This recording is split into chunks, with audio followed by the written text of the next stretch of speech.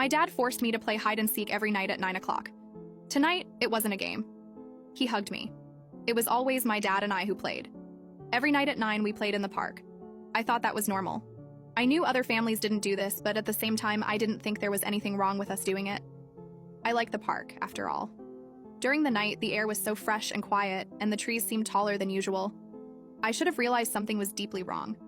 He would count from 100 down to 0, giving me plenty of time to run. My natural competitiveness always made me run as far as I could. I'd find a spot behind several trees and lie down. The park was large, but somehow my dad always managed to pass by me at least 3 times in 20 minutes. I always heard him talking as he passed by me. "Come out, Clara. Clara, please come out. It's cold and I just want to go home." I ignored him. When we first started playing, I was foolish enough to come out of my hiding spot. My dad's face immediately turned into a look of fury. He would walk up to me and grab my shoulder tightly while reprimanding me non-stop. "I told you not to listen to me, didn't I?"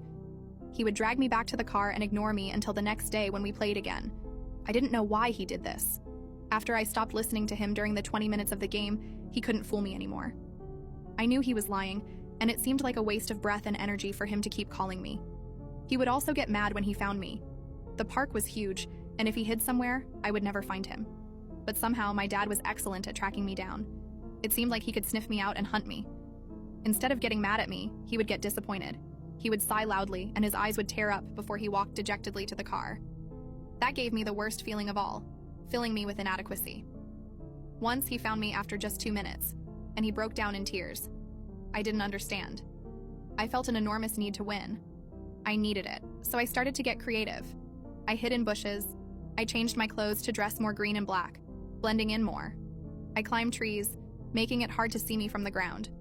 I learned to stay very, very still. When I won, my dad would give me a smile. It wasn't a smile of happiness or pleasure. It was more of a smile of relief, but I felt so proud when I saw it.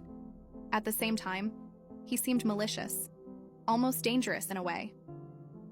Then one day my mom came back from the store. When I got back from school, I saw her talking to my dad. She was almost never home, really. I had seen her only twice in my entire life, and my dad never talked much about her. She was really just a stranger to me. I noticed the expression on my dad's face immediately. He was pale, trembling, with wide eyes. I couldn't hear what she was saying, so I approached them. Of course, the conversation stopped as soon as I got close.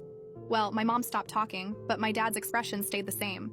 She turned to me and smiled in a predatory way. It made me recoil in disgust. She smiled, a malicious smile. I thought that was normal. After all, that's how my classmates acted. Later that same day, when my mom was in the bathroom, my dad came up to me and whispered, "Don't come out, not even after 20 minutes. My mom got really excited right before bed. I thought we were going to skip hide and seek. My dad looked really sick, and looking at the clock, he said, "Let's take a walk in the park." I immediately noticed he didn't mention hide and seek. "Why?" my mom asked. "Why not get some fresh air, maybe?" "All right," she said. "I like her being active anyway." What the hell did she mean by that? Dad told me to change clothes with a certain look, and I understood immediately what he meant, to put on clothes for hiding. After doing that, we got in the car and drove to the park. My dad was silent the entire way, but my mom was humming. We walked together in the park for a while, my mom grumbling about work. I don't really remember it well. Honestly, it didn't seem like any work I'd ever heard of. Then suddenly, my dad pointed to a tree in the distance. I realized it was the same tree where he found me hiding last time. "These trees get so old and then die. It's a shame they're stuck in place, unable to flee the virus," he said. "Fleeing and hiding. Death is the fate of all living things," my mom said. "There's no need to fear it." "I think I saw a squirrel in that tree," I said. "I'll go check it out." I disappeared into the forest, which I knew very well. I hid behind a hill before changing direction and moving away. I made sure to try to move in places that wouldn't leave marks. I needed to get far away before they realized something was up. I thought about climbing a tree and hiding there, or diving into some bushes. Trees were effective only if no one checked them. Bushes worked well, but you'd have little to no visibility of your surroundings. I chose the bushes, diving into them and trying to control my breathing. After a few minutes, I heard my parents walking in the distance. "Clara," my mom shouted. "Where are you, sweetheart? If you're hurt, please say something and we'll help." "Clara," my dad said. "Clara, can you hear me, dear?" My heart raced. I knew for sure that I shouldn't leave the bushes. That would be the worst thing that could happen. I kept my breathing in check as they moved farther away from me. Then they came back. "Please, Clara, your dad isn't dangerous. Please come out," my mom said. "Clara, please, I need to go soon. Please come out, Clara," my dad said. I stayed in the same position for nearly an entire hour. My body started to ache and I could feel insects crawling on the back of my leg. I really wanted to leave that position. I heard a stick snap in the distance coming from behind me. I hadn't heard their voices anymore. Had they just stopped talking? That terrified me, and I felt I needed to turn around and look, but I knew that would give me away. "Clara, stop with this nonsense. Come out," I heard my dad say, his voice growing more and more desperate, almost guttural. Fortunately, it seemed to be about 70 meters away from me, but he was approaching. "Clara," he said, "I'm getting tired. I just want to go home, eat, sleep." I stayed still as the voice got louder. "I know you're around here. It's only a matter of time before I find you. I'm going to skin you. Ha ha ha. I'll start with your forearms, peeling your skin off with a dull knife, like peeling back cheese. I bet there will be lots of blood and screaming. I won't be able to focus, but that's okay. I can always switch to your other arm."